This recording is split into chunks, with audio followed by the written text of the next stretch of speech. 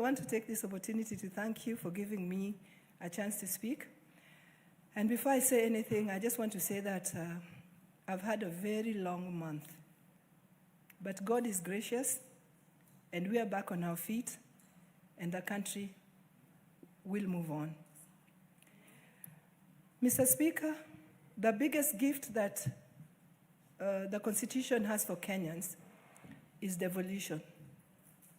Because devolution dictates that every part of this country gets something or gets developed in equal measures like the other part. For a long time, Mr. Speaker, we've had issues with development being skewed, and many Kenyans have cried foul that they don't get any return of their hard work and of the taxes that they pay. And that was supposed to be cured by devolution. Mr. Speaker, when the President did speak to us last week, I'd hoped that he'd tackle the issue of devolution and the challenges that devolution is facing and what the government hopes and plans to do to meet or to effect, to answer to those challenges. But that did not come through very clearly.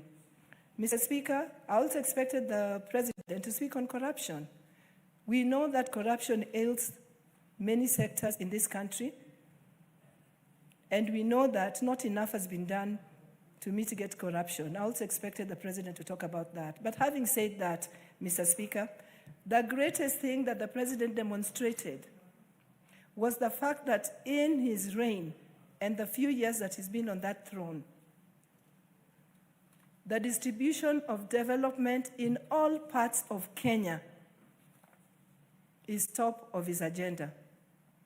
Mr. Speaker, for a long, long time, Nyanza was left undeveloped because of the saying, and I dare say it in Kiswahili, siasa mbaya, maisha mbaya.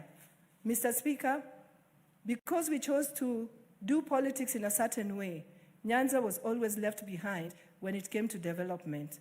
But I want to look at two aspects where the President has really performed well and where he demonstrated in his address. The two aspects are in infrastructure, in terms of roads and housing. And when I talk about Nyanza, we've seen tremendous improvement on roads. Mr. Speaker, in Kisumu, we've had the Chemelil, Miwani, Moroni Road, which has been lying like a dead elephant for a long time. But I'm happy to say that in his government, we now have that road almost complete. Mr. Speaker, we talk about SGR. SGR was a thing that was always in the other government, but SGR is now going to be effected, and it will run up to Malaba, Mr. Speaker.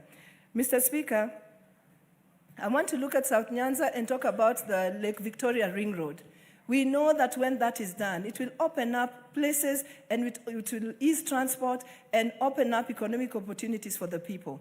And the reason why I'm saying this is in his address and in his government, we are seeing that areas that were underdeveloped or long forgotten, despite the fact that they did not vote for the government and other people chose to call them non-shareholding areas, he has turned a blind eye to that non-shareholding nonsense and is actually looking at Kenya as a whole and developing Kenya as one nation.